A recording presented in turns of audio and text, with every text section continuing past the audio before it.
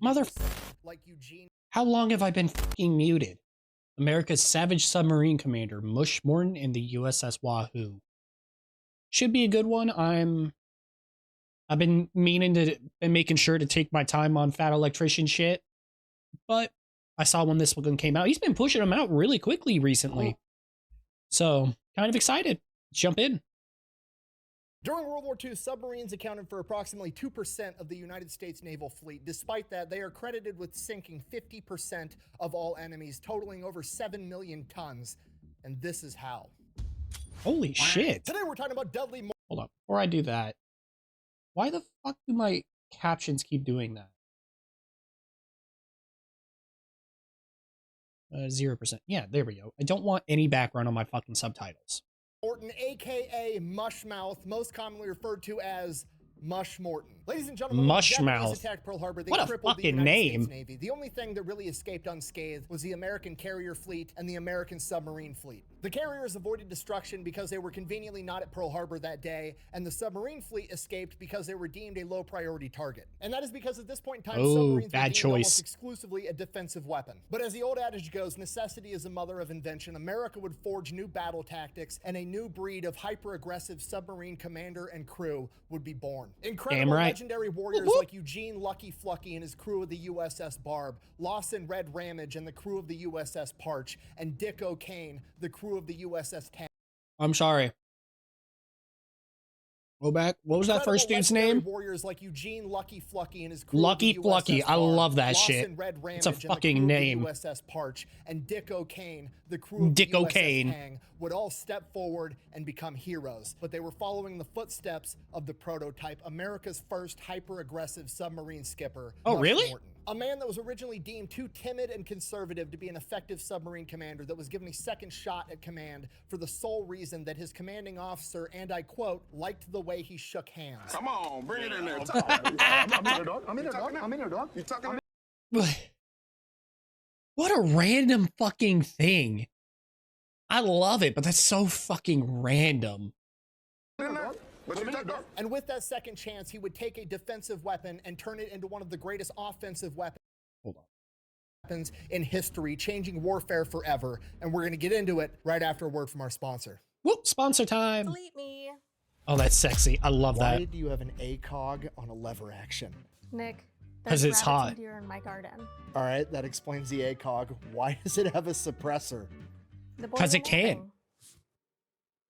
I mean, I guess that makes sense. This video is brought to you by Delete Me. All right, here's the deal. Super simple, straightforward business model. You give them money, they turn around and make sure the data brokers on the internet aren't selling your personal information. What does that even mean? Okay, here's the entire internet and every free service on the planet inside of a nutshell, okay? There's a saying, if you're not paying for the product, you are the product. What that means is pretty much anything on the internet that you use, that's a service, whether that be Google, Facebook, Instagram, Snapchat, all of it, okay? It's all an app, so one of two things is happening. They're either gonna feed you ads, and that's how that company makes money since their service is free, or they're going to collect your personal information, then turn around and sell it to data brokers on the internet, and then they're going to turn around and sell it to whoever buys it, and next thing you know, you're getting 17,000 robocalls every single day. And that's where Delete Me comes in. They will look through all the major data brokers and find the ones that are selling your personal information and submit opt-out.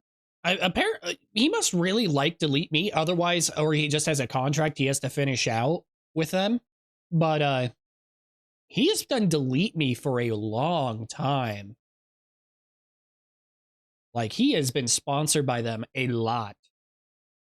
I want to say even his last video was fucking Delete Me, and the video before that as well. It's like on your behalf, and then they are legally, I swear, every time I watch one of his videos, it's just Delete Me.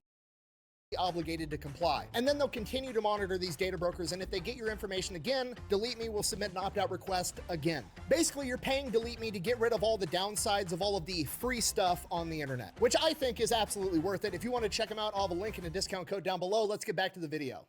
Whoop, I love his videos. Dudley. Our story begins in 1907 in Kentucky when a young Dudley Morton is born. He also had a brother. His dad worked for the coal company and had to travel a ton for work, and his mother suffered from a chronic illness that had her hospitalized fairly frequently. As Dudley and his brother grew up and became more energetic, more rambunctious, and more rebellious, his mother being sick and his dad being gone for work all the time, they simply could not manage to keep these boys under control, and they were forced to send them off to Florida to live with their wealthy aunt. Looked at my kingdom, I was finally there. To sit on my throne. While attending high school in Miami, Dudley was kind of like the archetype of the all-American kid. He was handsome, he was good looking, he was super popular, he played football, he was a standout wrestler, he was just the guy. After graduating high school, because the wealthy aunt and uncle were connected, they were able to secure Dudley a spot at Annapolis, the United States Naval Academy. While there, his classmates were given his nickname Mushmouth because they said it always sounded like he was talking with a mouthful of mush, and he had a famous party trick where he could supposedly fit 5 golf balls into his mouth and then recite Shakespeare. Also, while attending Annapolis, he would have his first run-in with what appears to be the main storyline, because as he continued to be a standout wrestler at Annapolis, he actually almost made the 1932 Olympic team, but in the selection finals, he was beat out by a man that he had previously beaten 32 times in a row. The main storyline shall not be interrupted, apparently. From there, he goes on to graduate Annapolis in 1930 at the age of... Sacred timeline shit, really. 32 times before. I beat this dude 32 times. And when it really matters, it's just like, nah, bitch. You don't get to do that. That is some sacred timeline type shit. Of 23 and is commissioned as an ensign. After his commission, he gets stationed over on the West Coast on the... Is it ensign? I always pronounced it ensign. But I've also pronounced it ensign too. I don't know. It's one of those weird words where it just depends on the context, I think. Kind of like Caribbean and Caribbean. I don't know why I went off on this tangent. Let's keep going. USS Saratoga, which is an American aircraft carrier, and while he's on the West Coast, he starts attending all these Hollywood parties, rubbing elbows with all the rich and famous people, has the time of his life. A couple of years after that, in 1932, he gets stationed on a heavy cruiser, the USS Chicago, and then a year and a half after that, in 1933, he volunteers to go to submarine school. While at submarine school, he kind of develops a reputation for not being the guy that does everything by the book. He doesn't really care for strict regulations, and he doesn't care about the dog and pony show that is the United States military. One day, the cadre at the submarine school decides that they're... I mean, from what I know, that is a big through line for these like people who are super big for the military during the war. It seems like a pretty big through line I've seen is they don't really care for the dog and pony show. And apparently it just works. They're going to go through and they're going to search the officers' quarters, including Mush Morton's. He's kind of understandably pissed by this. Like, this isn't basic training. He's not some 18-year-old kid trying to hide contraband. I'd be pissed too. He's a 25-year-old man that graduated from the United States Naval Academy. Why are we digging through my room like I'm a child? So he decides, fuck this. I'm going to get me and all my pretty other standard buddies. military we're just shit. gonna go rent a house in town, and we're just going to have a party house and do whatever the fuck we want all the time, and then we'll show up for school in the morning. His house ends up getting referred to as Stud Manor, and it is known for being a party pretty much 24/7. Pretty Despite smart. that, somehow Mush Morton and all of his buddies living in this house had their grades actually start improving, and when he was asked how that was possible, he said it was simple. They had a strict policy. There was no women and no booze from midnight on Wednesday until after exams on Friday, and the rest of the time was just one huge party. My advice to you is to start drinking heavily. You better listen to him, Flounder. I mean, if it works, it So he graduates works. from submarine school, ends up getting stationed on an S-37 submarine over in Manila. While he's over there, he ends up meeting an art student that's on vacation from Chicago. They end up getting married. Her name is Harriet Nelson. Then in 1939, at the age of 32, Mush Morton becomes the executive officer of the USS Fairfax, an old World War I era submarine. If you don't know, executive officer is the second in command. In addition to that, the same year, 1939, old fucking camos they used to put on warships are kind of a fucking vibe. Like, they are really a fucking vibe with me. I like them. Mush Morton and Harriet have their first kid, Douglas. Then in 1940, Mush Morton is given command of a submarine, the USS R5. Douglas Morton. It's probably a coincidence, but I feel like I've heard that name before. It's this little tiny old sub from like 1918. Shortly after that, in 1941, cool Mush still. and Harriet would have their second child, their first daughter, Edwina. Then on December 7th, 1941, that's a fucking weird name. Harbor in America is now at war with Imperial Japan and Nazi Germany. Shortly after that, Mush Morton and the USS R5 get their first chance to engage the enemy. They're over in the Atlantic and they spot a German U-boat that has been devastating American supply lines. Now, the important context here is this is a new era German U-boat. This is one of the most sophisticated submarines on the planet, and the USS R5 under the command of Mush Morton is a tiny, shitty little submarine from 1918 that has almost no combat value, but they're being put into into combat anyways, because after the attack on Pearl Harbor, the submarines are all America has. It's not the size, I mean, I'd still put my money on him. Seems like it'd still work out. mate. It's how you use it. But Mush Morton's gonna do the best he can with what he's got, so he sneaks up on the German U-boat, gets within 4,000 yards, fires 4 torpedoes, all 4 of them are misses, and he orders a sub to dive underwater to try to escape this German U-boat because there's no way it's gonna be able to engage in direct combat. Later, Mush Morton would heavily be criticized for not trying to chase down that German U-boat and sink it, but again, he's in the USS R5, he's completely outmatched and outgunned. Why would you chase down your own ass whooping? So, Mush thinks he made the right decision, but a lot of the other officers are I'd say he fucking chose the right, he chose the right thing.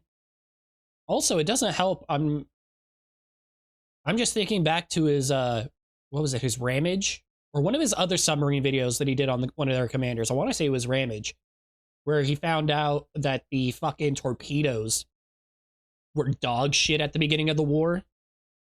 And, wouldn't a lot of the time were just fucking duds, despite what high command would say. So that's instantly what I thought of.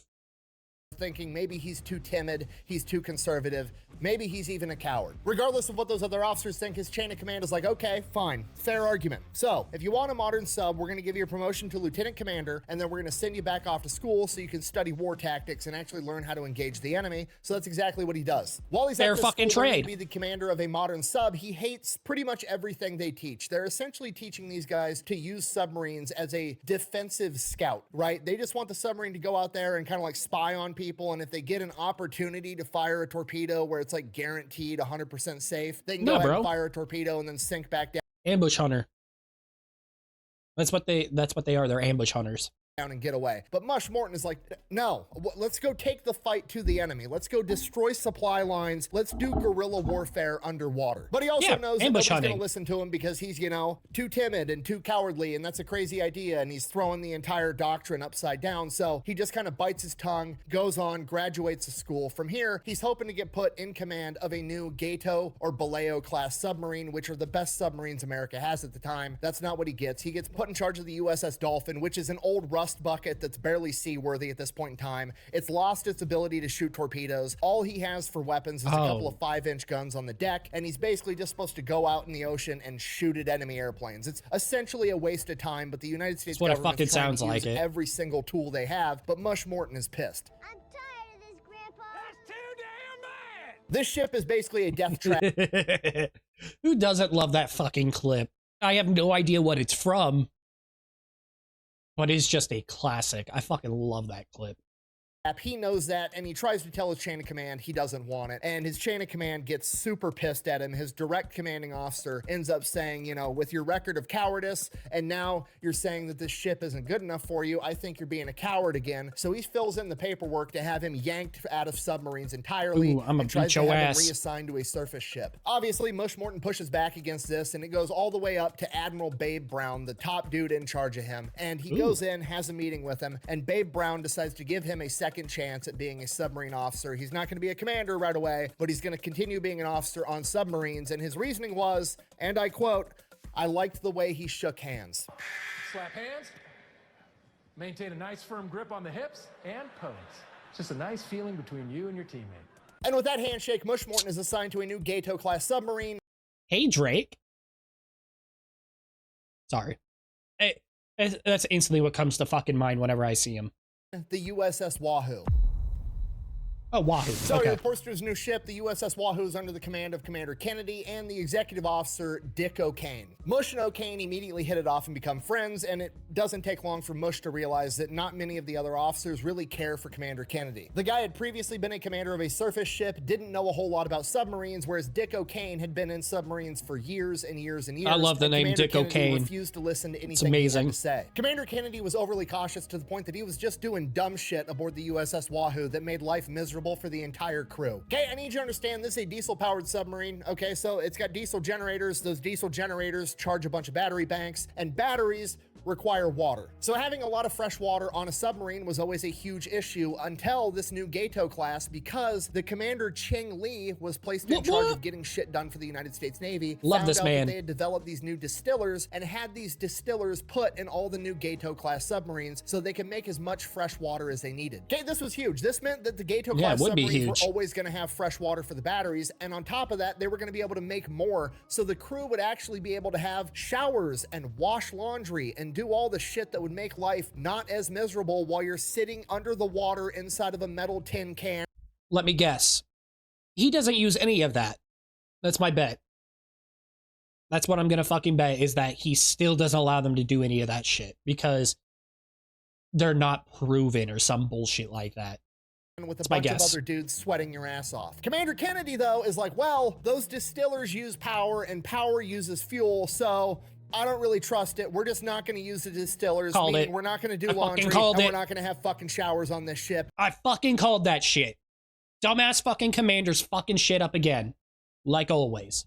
Even though the government just spent presumably millions of dollars getting us those capabilities to make life not as shitty aboard the ship. But Commander Kennedy's just like, nah, I don't trust it. The only fresh water we're gonna have to do that shit with is we're gonna take fucking buckets and stick them under the air conditioner condensers and catch all the dripping condensation, and that's gonna be the fresh water that we're gonna use. Kennedy, you can go suck a dick. So the whole crew is obviously just pissed. It'd be like if your dad bought you a new car and then your mom told you to walk to school anyways. It's complete bullshit. On top of that, Dick O'Kane and all the other high-ranking officers can't stand the guy because he doesn't trust them at all. He literally has his bed put up on the bridge, so he's always there, and he makes it his policy that there has to be 2 officers on the bridge running the ship at all times, which... Fuck you mean? You gonna put your bed on the bridge so you can keep an eye on it? That's beyond micromanaging, motherfucker. That's when I'm gonna start fucking with you. Like, hell no. Fuck off with that bullshit. Runs all those officers absolutely ragged. Dick O'Kane and all the other officers are getting 4 hours of sleep a night, and that's if they don't run into any enemies. It's just a complete nightmare. Regardless, sounds like a fucking nightmare. They get sent out to the Buka Strait, which is where a bunch of Japanese supply lines are going through, and they're supposed to disrupt the enemy. So they're on the Buka Strait near Bougainville, and they've been out there. They're just looking for Japanese ships. Everything's kind of going according to plan, and finally, Mush Morton's had enough of this no taking showers bullshit. He sends the order to some of the guys, fire up the distillers. I'm gonna take a fucking shower. So he goes, he grabs his bright ass red bathrobe and starts making his way towards the showers. Right as that happens, the alarm goes off. The USS Wahoo has spotted a Japanese convoy. So Mush Morton runs up to the deck. He's in his red bathrobe as shit's about to hit the fan. So he gets up to the bridge. Dick O'Kane. Fucking baller move. That's fucking baller. Just fuck this shit. I want a bath. Worst possible timing. Shit, well, I guess I'm doing this in my fucking bathrobe. Fuck it, we ball. And Commander Kennedy are up there as well. There's a rainstorm going on. There's lightning. You can't really see shit. The waters are rough, but there's an enemy convoy like 4,000 yards away, and they are in perfect position to set up an attack and potentially sink all 3 ships. Dick O'Kane wants to approach on the surface, being disguised by heavy rainfall and rough seas, and they have the right angle. But Commander Kennedy, wanting to be ultra conservative, is like, no, we're gonna dive now, and then we're gonna track him down using sonar, even though that there's, you know, rough seas and lightning and a bunch of other shit going on. That's just what he wants to do, and he's in charge. Mutiny. Ignore his fucking orders. So that's what they do. The ship dives down. Nope, Within a matter of minutes, they've completely lost the Japanese convoy. Big and now surprise. Dick O'Kane is fucking pissed. He's been in submarines forever. He knows how to set up these attacks. His commander does not know as much about submarines as him, and he absolutely refuses to listen. So he kind of goes, he confides in Mush Morton, and Mush Morton is like, dude, look, I completely agree. We need to take the fight to the enemy, get in their face, and basically do guerrilla warfare on the water. But in defense of Commander Kennedy, it's kind of sort of not really his fault, because this is exactly what they teach these guys in this submarine warfare school. Yeah, I guess, but still. They want them to be ultra conservative and do everything 100% safe. From this Well, yes, I do understand that, but at the same time, it just isn't working. It isn't working, change. point, Dick O'Kane and Mush Morton kind of come to an agreement that they're going to document everything and try to get Commander Kennedy kicked off this ship so they can get a new commander that'll actually listen and actually get them in the fight. Like a week later, December 7th, 1942, they come up on another Japanese convoy, and again, Commander Kennedy kind of gets panicked, doesn't want to approach on the surface, orders the ship to dive. They lose the There's being over, like, if he's panicking this much, he should not be in charge of this sub. If this is how he acts. Target again. The next morning, they spot another convoy, 3 Japanese ships. Again, Kennedy gives the command to dive and goes underwater, but they're still gonna launch torpedoes at this convoy from underwater. Maybe it'll work out. But the problem is, Commander Kennedy doesn't trust any of his other officers, even though they're more experienced than him. So he's trying to man the periscope, man the sonar, oversee all the targeting data, and be a one-man show. He just refuses to delegate and trust the dudes around him. So they've got the enemy in their crosshairs, worst kind of fucking commander. Everybody's just kind of standing on really the deck, bad, watching Commander Kennedy run around like a chicken with his head cut off, trying to do everything by himself. And they're like, he's gonna fuck it up again. He's gonna miss it. We're never gonna do anything in this war. We're just gonna sit here and watch this guy fuck up everything the entire time. But Commander Kennedy actually kind of pulls it off. He gets the targeting data on one of the freighters, fires 4 torpedoes, 3 of them hit the freighter, huge explosion, sets the whole thing on fire. At this point, everybody on the deck is shocked. Like, holy shit, we actually fucking did something. At this point, I'd be fucking like, okay, surprised too. Grab the next ship. There's 3 of them. Let's fire at the next one. And Commander Kennedy's like, no, dive deeper. And then they just kind of sit there, let the destroyer come, drop depth charges, trying to take them out. Now the whole submarine's getting fucking rocked. They're not fighting back. Fuck's It's just like, okay, well, at least he did something, I guess. They survived the depth charges. At least he got one thing done. Dick O'Kane and Mush Morton are like, okay, cool. Let's fucking set up another run and go sink another one of the ships. And then maybe we can take out this entire convoy. And he's like, nope, that's too risky. Let's fucking leave. So they dip out. A couple days later, they come up on another Japanese ship. Commander Kennedy opts to dive and sneak up to it underwater. Whatever, I guess. So they sneak up on this ship. They get right on top of it. They're ready to fire torpedoes and sink this fucking thing. And Commander Kennedy's like, nope, we're not going to fire torpedoes. Everybody's completely shocked. Like, it's just in the crosshairs. Why? All he has to do is say fire torpedo. I got to hear his fucking reasoning for this. I've really got to.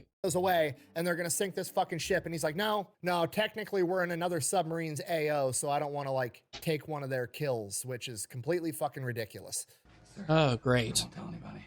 What difference does it make? We have a perfect shot. Just let us take it. At this point, Dick O'Kane is fucking furious, and Mush Morton can tell that Dick O'Kane is actually about to go punch the skipper, have mutiny, and try to take over the ship. And Mush Morton just kind of like gives him the signal, like, just fucking calm down. We'll take care of this. I got it. So chill Dick the fuck out, bro. For a minute, don't crash out. Keep going forward. From here, they go back, they make port, they do the whole mission debrief, the whole 9 yards. Commander Kennedy goes into his boss and is like, things went good. We went out, we sunk a ship. It was good war patrol, huge success, great job. Then he leaves, and then Dick O'Kane and Mush Morton go into his office, and they're like, how do you guys think it went? They're like, yeah, we sunk a ship. We could have sank fucking 10 ships. When asked directly by the Admiral what he thought of Commander Kennedy, Mush Morton responded, and I quote, this man is a yellow-bellied son of a bitch and should be relieved of command.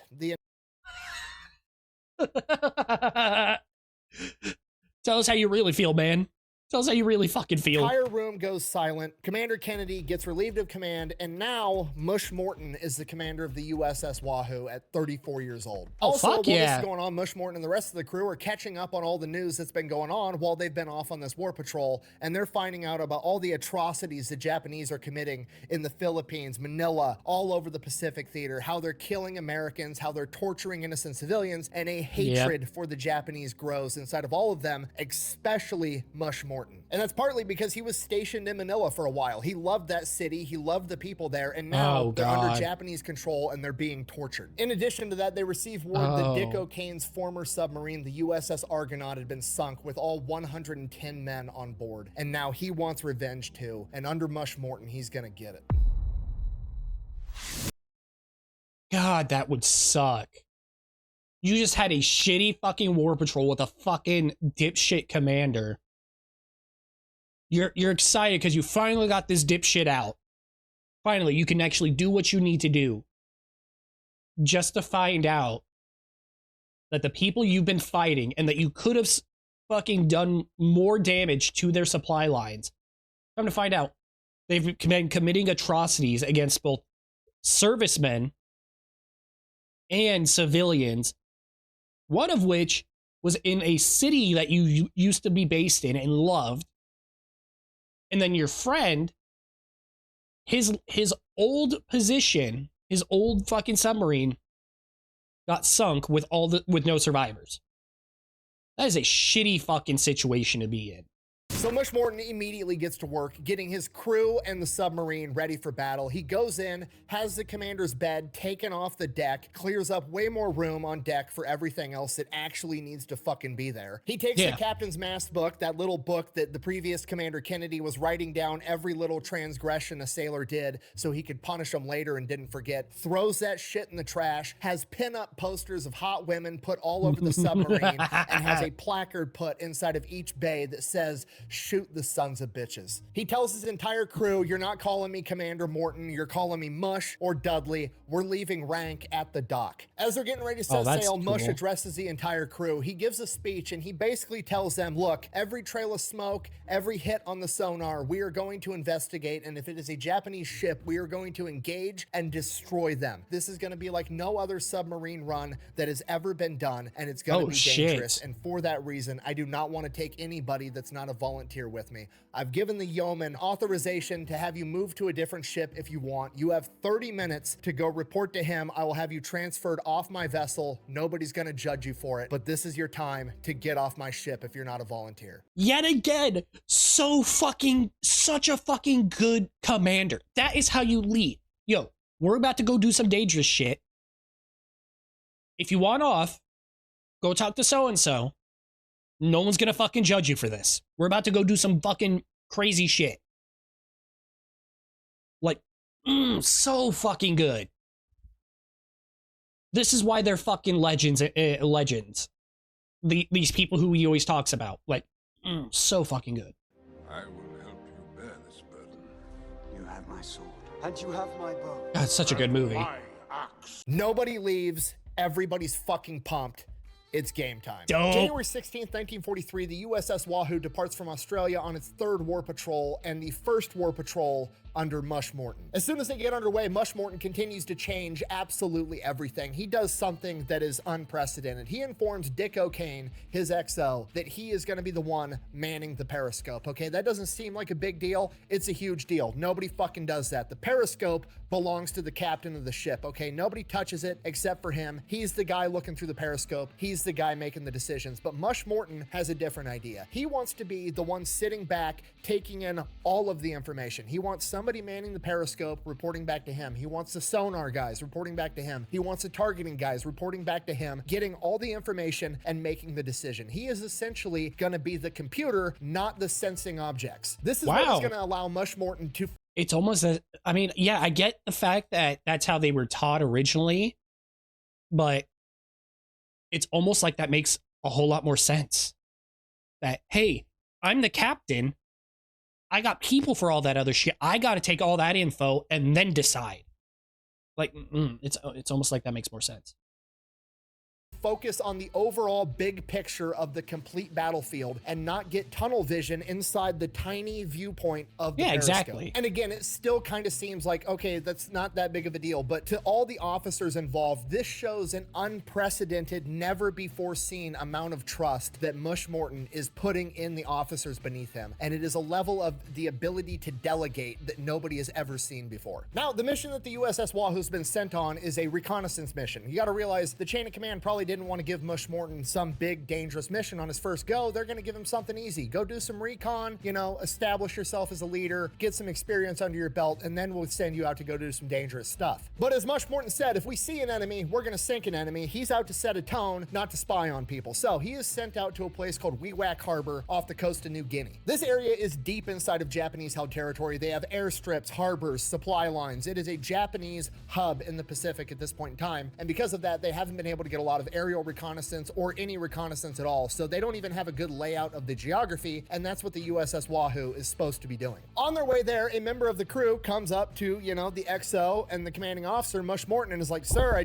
this is going to sound dumb, but I think I have something that might help us." This crew member, while they were in Australia on leave, had went out and purchased a children's geography book, like an atlas, and he was going to take it back home and give it to his kids as a souvenir. And inside of this atlas, there was pretty detailed maps of Wewak Harbor. And they were actually like significantly better, more detailed, and showed islands that the US military maps didn't even have on them. So now... Well, that's a fucking great coincidence. That's fucking great for them. Holy shit.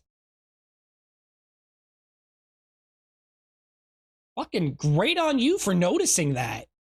Now, Mush Morton finds a guy in his crew that was an amateur photographer that has some experience with this type of stuff and gets him to be able to project the two maps over each other and get them to scale, and recreates a new, more detailed, more accurate map of Wewak Harbor. And just like that, mission accomplished. That was the whole objective that they were being sent out to go do, and they're already done. Side quest, let's go fuck shit up. January 24th, 1943, Best side the USS quest. Wahoo sails straight into Wewak Harbor, gets within 30 miles of a Japanese airstrip, on the surface traveling 20 knots. They're not even submerged. Now, to the crew, Zero this fucks seems given. crazy. Like, okay, we had Commander Kennedy that was way too conservative, and now this guy's a complete 180 and he's being a little bit reckless. But Mush Morton realizes that the water here is so shallow, they're only going to be able to dive to 90 feet. So even if they were submerged and an aircraft flies over, they're still going to be able to see the submarine under the water. So there's no point in traveling at 3 knots when you could be traveling at 20 knots if you're visible either way. Pretty so smart. if you can't be sneaky, you might as well be fast. So they're hauling ass on the surface through Wewak Harbor, and they come up on a Japanese destroyer. It's like 4,000 yards away. They look at Commander Mush Morton and is like, "Sir, you want us to shoot some torpedoes at it?" And he's like, "Absolutely, but let's get right on top of it first." They look at him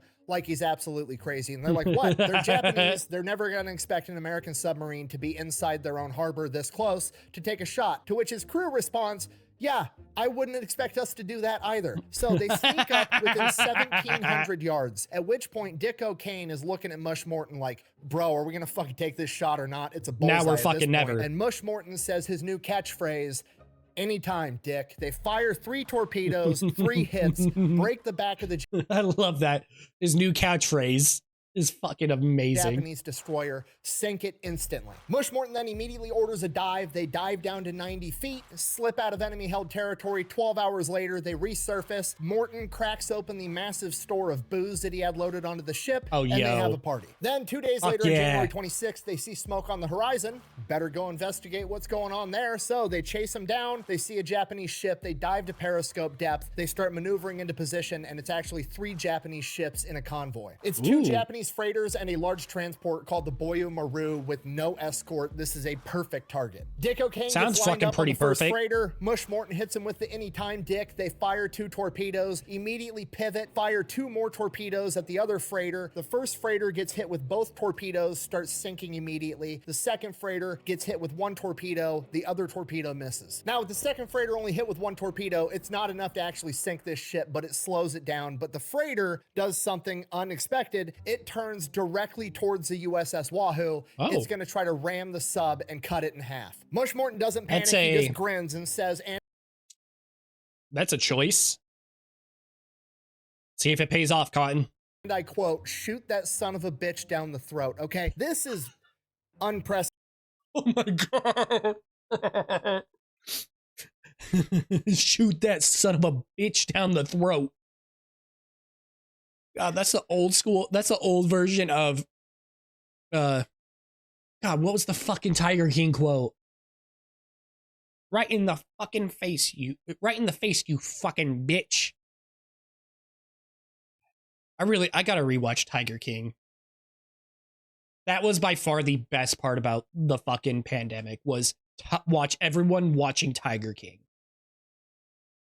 God, I remember I would go out to my garage, get high, and then watch it on my TV out there.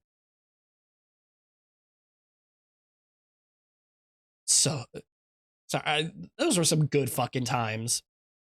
Because a down the throat shot is when you're shooting straight on at a ship, okay? The ships are arched in the water like this. You have to hit a dead ass bullseye, because if you don't hit it right at the front, it's going to glance off the side and the torpedo's not going to explode and hurt the ship. So this is a low probability maneuver, but this is Mush Morton and Dick O'Kane. As the USS Wahoo's maneuvering to line up this perfect shot, one of the crew members accidentally fires one of the torpedoes prematurely. Not hope. Belief? I believe in them. Can't think of the word. I don't know why. Just brain farted. The Boyumaru, not the freighter, the transport, sees this coming towards it and veers out of the way for fear that it's coming for it instead. And this exposes the Boyumaru's entire broadside, at which point Mush, Morton, and Dick O'Kane are like, fire 2 more right at the broadside of that big-ass transport. Fire 2 torpedoes, 2 hits, cripples the Boyumaru. It's going down now too. Problem, we still got this slow-ass freighter coming to cut us in half. So Wahoo lines up this shot again, fires 2 torpedoes at this freighter right down the throat. One of the torpedoes detonates early, and the other torpedo is a direct hit but doesn't fucking detonate. Mush, Morton, and the Wahoo have just had their first run-in with the infamous Mark 14 torpedo, which in early There it is. There it is. The early World War fucking duds. World War II absolutely fucking sucked. They were going off too early. They weren't going off at all. They were a pile of shit. Mush, Morton gives the command. They dive as fast as possible to 100 feet, and the freighter drives right over the top of them and keeps going, trying to get away, traveling at like 3 knots. I miss you, Mama Speed. Ricky Bobby's back.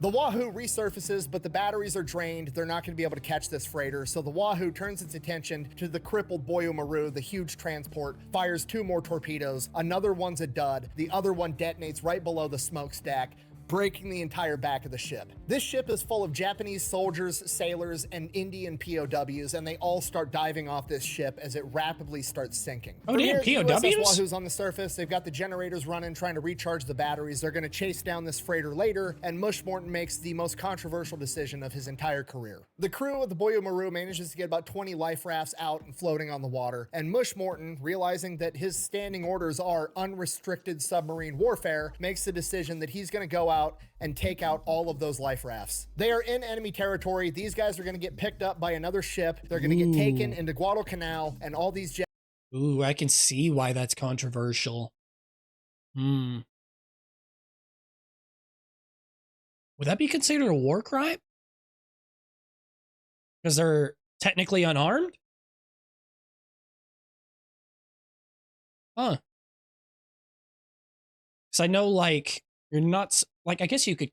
No, because they can't capture them. So I know you're not supposed to shoot at, like... Well, at least with anti-aircraft guns. I know it's against the Geneva Convention to shoot at them with pilots parachuting with anti-aircraft guns. I don't know. Would that be a war crime? I've never heard of this situation before. Japanese soldiers are going to be used to kill American Marines, and Mush Morton's not about to let that shit happen. So he pulls up next to all these life rafts. We and know has how his he crew feels. Get up on the deck with a bunch of Tommy guns. Now, are you allowed to shoot at the crew of a downed ship? No, you're not. That's a war crime. However, you are allowed to shoot at the life rafts that they're inside of. And that is exactly what the crew of the USS Wahoo does. They open fire on these life rafts, trying to pop them, dismantle them, and that way these guys are going to be lost at sea. But is this like the fucking workaround with like 50 BMG where it's technically anti-equipment, just the soldiers wearing the equipment, and flamethrowers were technically against the Geneva Convention, but, you know, we used them for clearing grass around enemy bunkers type shit? Technically, I'm assuming it's something like that. The life rafts start returning fire, at which point they're now enemy combatants and they're fair game too. Now, the extremely unfortunate side of this is that on that ship, there were British Indian prisoners of war as well, and they are caught up in the crossfire. Now, we don't know exactly what happened, but we do know in hindsight that the Boyumaru had about 1,100 men on board, and during the entire engagement, from the torpedoes hitting, the explosions from that, the sinking of the ship, the elements, drowning, and the gunfire, approximately 282 people died, both Japanese soldiers and POWs. Japan would later use this incident as propaganda, as a justification, saying that America was all a bunch of violent war criminals and that we were not abiding by the rules of war. And because of that, a lot of Japan, you got no right to be talking about that shit. Nanking would like a fucking word. You got no right to be talking about that shit. Wouldn't come out till way later, but Unit 731, ring a bell, motherfuckers? Y'all don't get to talk about fucking war crimes and being barbarians. Y'all don't get to talk. War people would buy into the propaganda and also agree that Mush Morton was in fact a war criminal. Now, was this a war crime by today's standards? Maybe. Was it a war crime by World War II standards? Absolutely not. Not No. even fucking close. And you know what? No, Even there if were it war was, crimes going guess on what else is a war everywhere back crime? then. Attacking Pearl Harbor, okay? Don't start none. There won't be none. Talk shit, get hit. Okay, and that absolutely sucks. I'm not trying to sugarcoat it. I'm not trying to be insensitive, but that's just the way the cookie crumbles, okay? Yeah. You don't want your war crimes being brought up? Should have fucking won. In war, sometimes good men have to do bad things to bad men to keep those bad men from doing bad things to good people, and that's just fucking how it goes. Yeah. War sucks. Yeah, it does fucking suck. Finishes shooting at everybody that was shooting at them and destroying the life rafts. They've got enough energy in the batteries. They start chasing down this last ship. And by the time they catch up to it, another freighter has caught up to it, trying to help this one out, and now they have 2 targets again. Problem, the USS Wahoo only has 4 torpedoes left, so they line up the shots. They fire 2 at one freighter, 2 at another, end up breaking the backs and sinking both of them. At this point, the USS Wahoo is out of torpedoes. They are out of ammunition, only 23 days into this war patrol, when the average war patrol lasts like 70 days. So they're out here kicking ass. They have no other option but to head back towards Pearl Harbor. On their way there, they run across another Japanese convoy with no escort.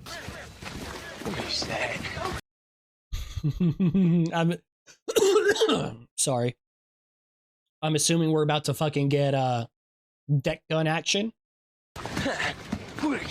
Now you got to realize at this point, God, this is the most successful war patrol in American history, all right? They went out, they sank 5 ships in 23 days, and they're out of ammo. Might as well put a cherry on top, right? So he comes up with a plan. They're going to rush into this convoy, force them to scatter. He's going to pick off the slowest one, and they're just going to track it down and fire the 5-inch deck guns at it. I was till right. They sink that one too, trying to make their total 6 ships in one war patrol. And the plan starts to work. They go in, convoy breaks up just like Mush Morton thought it would. He picks off the slowest one, starts chasing them down, firing the 5-inch guns. He's going to sink this ship with the 5-inch guns. And then 10 minutes into firing with the 5-inch guns on this ship, a Japanese destroyer shows up, and they have no way of fighting a Japanese destroyer at this point. So they are Time to forced get the to fuck out of here. submerge and run. So they head back to Pearl. They sail into the harbor on February 7th, 1943 with a gigantic broom on top of the ship near the flag, symbolizing a clean sweep. They had sunk, or they believe they had sunk, every Japanese ship that they came across. Okay, this is huge. This is unprecedented. At this point in time, 1943, it's early in the war. America in the Pacific has just taken L after L, ass whooping after ass whooping. There's been no good news coming out of the Pacific. And then here comes the USS Wahoo sailing in, symbolizing a clean sweep with the most successful submarine war patrol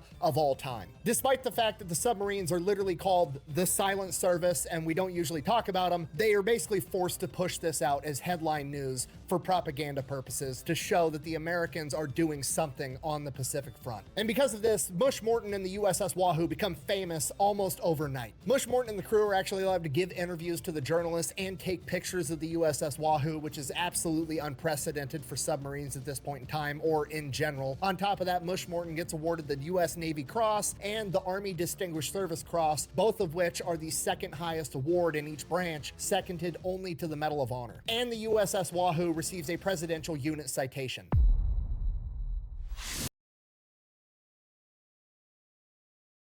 From here, the crew gets a little bit of R&R. They get the ship refitted, reloaded, and they are back out on the sea on February 23rd, ready to kick ass. And Mush Morton now, he feels vindicated. He knows that his tactics are working. That was the best submarine run they've ever had, and it came from him being hyper-aggressive, so he's going to get even more aggressive. From here, he designates commando squads, basically boarding parties, the dudes that are going to board enemy ships with guns and take shit over if it comes to that, with his tactic of being hyper-aggressive. Now, he never actually gets to use these commando squads, but A, it highlights how aggressive he's willing to be, and B,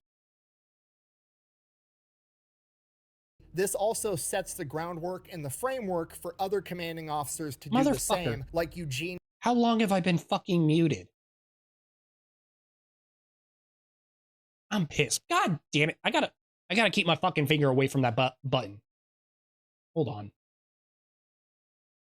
Okay, so it doesn't seem like I was muted for very long. I don't know when I pressed that button, though. I don't remember reaching over to hit it. Huh. Whatever. We still got more time.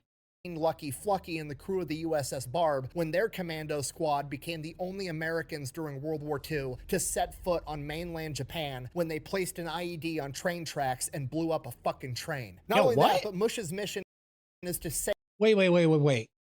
They did what? And the only Americans during World War II to set foot on mainland Japan when they placed an IED on train tracks and blew up a fucking train. Not Did he do a video on them? I have to look into that, because if he has it, I gotta check that out. If he has, I gotta check that out.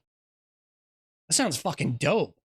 only that, but Mush's mission is to sail into the Yellow Sea. He is going to be the first submarine commander to do this during World War II. The Yellow Sea is exceptionally dangerous because the average depth is only 120 feet, meaning that the submarine is not going to have much luck diving deep trying to avoid depth charges. That's really shallow. But it is absolutely full of Japanese ships for that exact reason. So they make their way into the Yellow Sea, and on March 19th, 1943, they detect a freighter, and Mush Morton was given a couple of a new type of torpedo that's not loaded with TNT. It's loaded with something called Torpex that is apparently 50% more effective than TRT, and it's time to try one out. So they chase this freighter down, line up the shot, and Mush Morton orders firing only one torpedo, trying to conserve as much ammo as possible. One torpedo takes off, hits the target, detonates, sinks the ship in a matter of minutes. About an hour later, they pick up another ship on radar. They chase it down, they sneak up on it, they fire two torpedoes, not Torpex, just the regular TNT ones. One hits, detonates, blows a hole in the ship, but not enough to sink it. Big ass fucking explosion. Fucking dud again. These goddamn Mark 14 torpedoes are pissing Mush Morton off. They circle back around. They pissed me off, and I wasn't even there.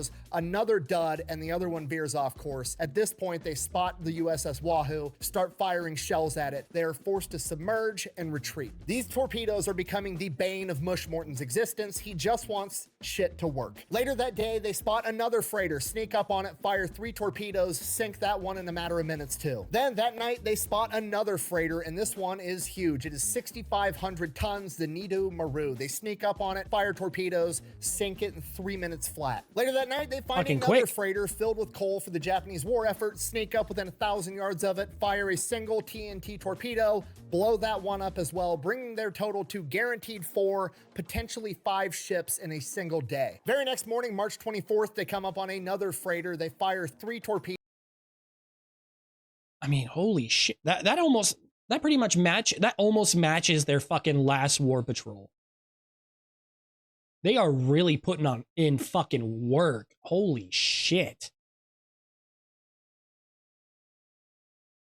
2 of them are duds, 1 veers off course. They swing the sub around. Mush Morton's pissed. These torpedoes aren't working. Fires 2 more torpedoes from the after tubes. One of them hits, dud, and then by this point, the ship is already aware and they evade the 5th torpedo. By this point, the ship starts firing on the USS Wahoo. They are forced to dive and evade it. They track it for a little while. Nah, bro, I'm fucking crashing out if that fucking happens. I'm crashing the fuck out.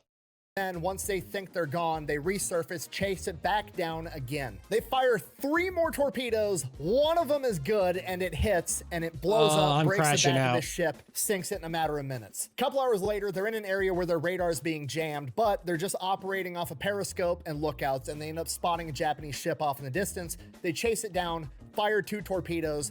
Both of them prematurely detonate. Now at this point, the USS Wahoo only has 2 torpedoes left, at which point Mush Morton doesn't want to waste them if he doesn't have to on this ship, so he kind of looks over at Dick O'Kane on the periscope and is like, hey Dick, did they got any guns on the deck of that ship? And Dick's like, not a single one, at which point Mush Morton's kind of like, Mush Morton orders them to surface the ship. They're gonna sink this motherfucker with the deck guns. They roll up and just start unloading on this ship with the 4-inch guns and the 20mm guns, punching this thing full of holes. It's dead in the water and burning. While this is going on, another Japanese freighter rolls up, and these guys have guns, so they think they're gonna fight back. They start shooting at the USS Wahoo. USS Wahoo starts shooting back with the 5-inch and 20mm guns and wrecks that ship too. Obviously, this is not as effective as a torpedo, but over the course of a couple hours, both of these freighters end up sinking. Next day, they come across this little fishing ship, but this fishing ship has this comically large communications array on it, and they're like, that's a fucking scout. So they go.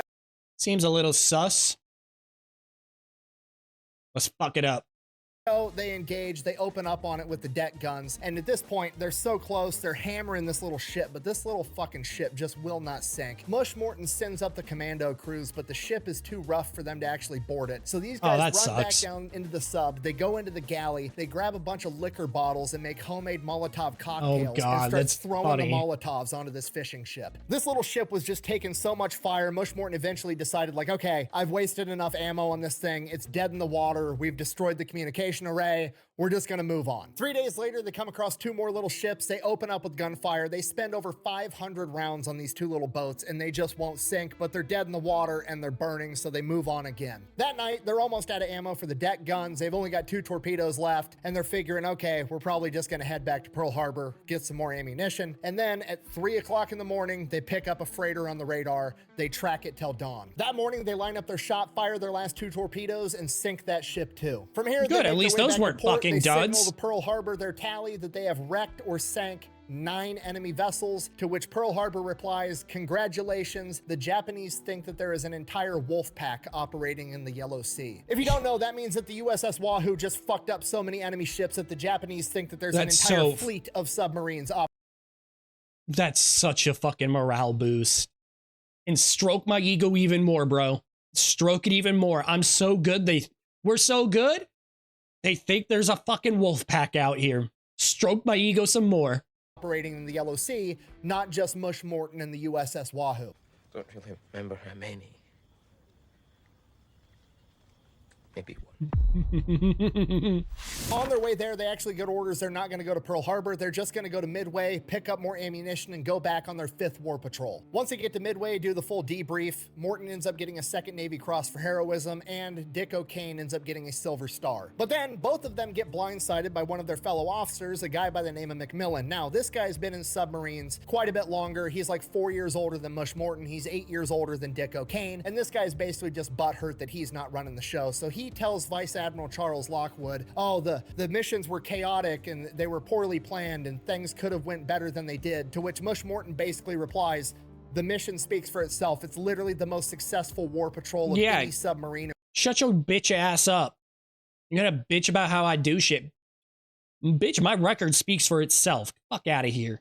In World War II at this point, and the 2nd most successful war patrol of any war patrol in all of World War II. They were only beaten later on by the USS Tang when it was under the command of Dick O'Kane. So McMillan basically gets told to eat a dick and shut the fuck up. From here, Vice Admiral Charles Lockwood starts referring to Mush Morton as Mush the Magnificent, and then Mush Morton kind of starts pissing off a lot of other officers. One, he's getting a bunch of press coverage. Everybody's getting jealous. The spotlight's on him. The highest guy up in submarines, Lockwood, absolutely loves him. And then on top of it, Mush Morton writes a scathing letter about how ineffective these torpedoes are and how it needs to get fixed. And at this point in time, you got to realize the United States Naval Committee, in charge of like the armament of ships, basically has come out and said, no, there's nothing wrong with the Mark 14 torpedo. You guys just aren't good at using them, which is complete bullshit.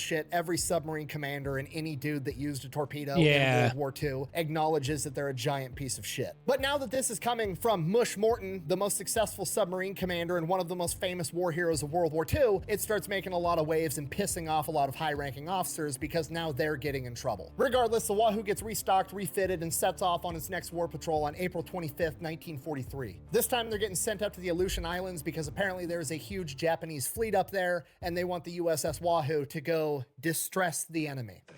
I got you. It's better. I love that term. You don't know anything. I love that term, distress. So they make their way up there. I love that term. They identify a Japanese airstrip. Dick O'Kane, going full gung-ho, says we should start shelling this thing with the deck guns, but Mush Morton declines the offer because they're there to sink enemy ships, not announce their presence by firing shells onto an airfield. So they forego that idea. Fast forward to I like your enthusiasm. Gonna have to pass on this one. That isn't our mission right now. Respect the enthusiasm, though.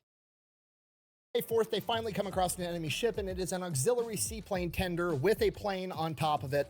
Perfectly valid target. So they sneak up on it. Mush Morton gives the order. Anytime Dick fires 3 torpedoes. One of them hits, the other 2 hit, but they're duds. God damn it! The ship's damaged, but not enough to sink it. They start firing rounds in every direction, throwing depth charges everywhere. They don't even know where the Wahoo is, and they start trying to make their getaway. At this point in time, it's broad daylight. If they want to be able to take this thing out, they're going to have to surface and engage it, and it's not worth the risk. This thing's going to be able to fight back too well, and they decide that they're just going to stay submerged and slip away and let this one go. And at this point, Mush Morton, Dick O'Kane, everybody involved is just absolutely furious with these dud torpedoes. So from here, they head south. I don't fucking blame them. Warms up a little little bit, and suddenly there's enemy ships all over the place. From here, they pick 2 freighters that seemingly don't have any sizable escort. They sneak up on them. They realize that the smaller of the 2 freighters is armed, and it is the escort for the other freighter. Despite that, they decide they're going to attack anyways. They open up by firing 6 torpedoes, 3 at each ship. 1 torpedo out of the 6 ends up connecting and actually detonating like it's supposed to, breaks the back of the regular freighter. It starts sinking, and the small escort freighter starts charging the USS Wahoo. Mush orders the emergency dive. They dive down, and the small escort drives right over the top of them, starts dropping depth charges, but they're too deep to actually affect the submarine. They make it out okay. At this point, the crew's starting to get discouraged. Mush Morton's getting pissed. He's got a reputation to uphold. Every time he fires a torpedo, 75% of the time, it's a dud. So at this point, Mush Morton greenlights the idea. They're going to take apart the torpedoes. They're going to throw out the magnetic detonator, and they're just going to set these things to detonate on impact. From here, Mush Morton gives the crew a speech. I'm paraphrasing. I mean, at that point, it's kind of what you got to do if 75% of the fucking time they ain't working.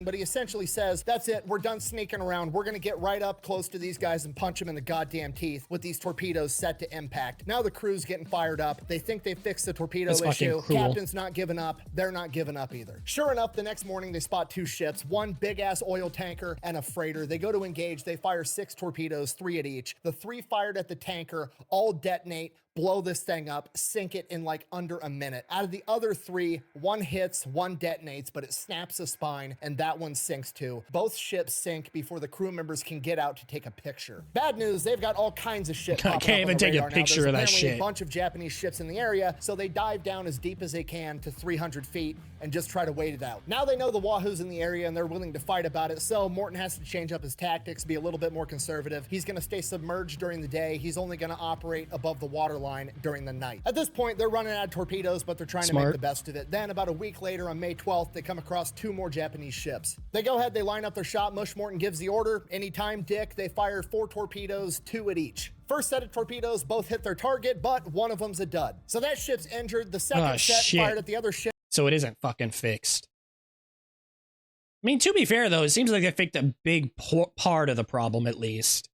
Are both either misses or duds again. At this point, Mush Morton's pissed. He orders them to surface the ship. Maybe not. He's going to drive this torpedo right down this ship's throat. They line up their next shot above the ground. This is going to fix any depth issues, any targeting issues. They're going to fire this torpedo, sink this ship, and end this war patrol the right way. They fire the torpedo, direct hit. It's a fucking dud. Mush Morton orders the gun crews to go up. They're going to finish this ship off with the 4-inch guns and the 20 millimeters. As soon as they open the hatch, that other ship starts firing on the USS Wahoo, and Mush Morton makes the decision that that ship is not worth a single member of his crew. He orders them back in, and they dive down. At this point, all they can do is head back to port. That's exactly what they do. They sail into Pearl Harbor. They do not fly the broom this time. This was not a clean sweep. Mush Morton is absolutely pissed off with their performance, but Charles Lockwood, the commander, is actually pretty happy with it. By the metrics of all the other submarines that are going out right now, this is still a very successful war patrol, but Mush Morton's standards for him and his crew are just that much higher that he's not happy with it at all. Despite that, Mush Morton is issued another Navy Cross, and Dick O'Kane is given another Silver Star. Dick O'Kane is also promoted, and he is going to go get a submarine of his own, and he is going to be the commander of the new submarine, the USS Tang. So Mush Morton gets his new XO. Oh no. August 1943. Downfall. Oh, that's not fucking good. Let me guess. EXO is dog shit. The Wahoo sails into the Japanese sea. Mush Morton wants to implement a new tactic. He wants to open up by firing only 1 torpedo at a time, as opposed to the standard volley of preferably 3, but at a minimum 2. He thinks that this is going to help him conserve ammo and sink more ships per war patrol. And the plan almost immediately proves to be a tremendous failure, not because necessarily it's a bad idea, but because the torpedoes fucking suck. Every time he fires a torpedo, it's either a miss or a dud, and he only fired 1. After attempting to engage multiple ships and all the torpedoes being failures, he radios back to Pearl Harbor. Pearl Harbor tells him to come back. They end up offloading a bunch of the torpedoes for testing, and Charles Lockwood criticizes his technique, says you need to be firing at least 2, preferably 3 torpedoes, and then bitch, this wouldn't be an issue if you got fucking torpedoes that worked. He loads the USS Wahoo with the new Mark 18 torpedo that's supposed to be more reliable. And with that, on September 9th, 1943, they take back off into the Sea of Japan, straight into the heart of enemy-held territory on an extremely dangerous mission. We don't know exactly what happened, but by October 5th, 1943, they would signal to Pearl that they had sank 3 ships in the La Perouse Strait. The La Perouse Strait at this time is an extremely dangerous area, heavily fortified by the Japanese, connecting the Japanese We still don't know what happened? That was some scary shit then. Japanese Sea to the Sea of Okhotsk. And unfortunately, that transmission on October 5th was the last transmission that the USS Wahoo ever sent. The USS Wahoo was supposed to send another check-in transmission on October 26th, but it never came. With that, Charles Lockwood dispatched planes and ships to check return routes, hoping to find the USS Wahoo disabled but still floating. But they never did. On November 9th, Admiral Lockwood was forced to make the announcement that Wahoo was a month late to its report time and presumed to be lost at sea with all hands. The USS Wahoo remained lost at sea until its wreckage was discovered in 2006. After examining the wreckage and comparing it to Japanese reports from that point in the war, it was determined that the USS Wahoo had sustained some type of mechanical failure or damage before the battle had actually begun, and it was leaking oil, and a Japanese plane managed to spot the oil leak, leading it directly to the silhouette of the submarine under the water. It took 60 depth charges and 40 bombs to sink the USS Wahoo and send it on its eternal patrol. Vice Admiral Lockwood blamed himself. He later wrote that he didn't think the Japanese were smart enough to catch Mush Morton and the USS Wahoo. Oh, I'm actually fucking tearing up. That's fucking sad. You can see, I'm not sure if it's just it kind of looks like he's fucking tearing up too. Look at him. Both Lockwood and Dick O'Kane spent the rest of their careers advocating that Mush Morton should be posthumously awarded the Medal of Honor. Unfortunately, due to the partially successful propaganda painting him as a war criminal, as well as him pissing off a bunch of high-ranking officers over his dissatisfaction with the torpedoes, that would never come to fruition. Dick O'Kane would go on to become the most successful submarine commander in U.S. history and the only man to outperform Mush Morton in a single war patrol. That's and he sad. credited much of that success to everything he had learned under the command of Mush Morton, the man and the crew that rewrote the book on submarine warfare. Thank you for watching. Best way to support the channel is go buy some merch over at thefatelectrician.com. Quack bang, out. That's sad. It really is. American submariners don't die. They just stay on patrol. I'm not crying. This office is infected with onion cutting ninjas. Exactly. Fucking exactly. Oh, that was fucking good. Make sure you go check out the original. It'll be linked down below. Like and subscribe if you want to see more. And until next time, take care of yourselves. See ya.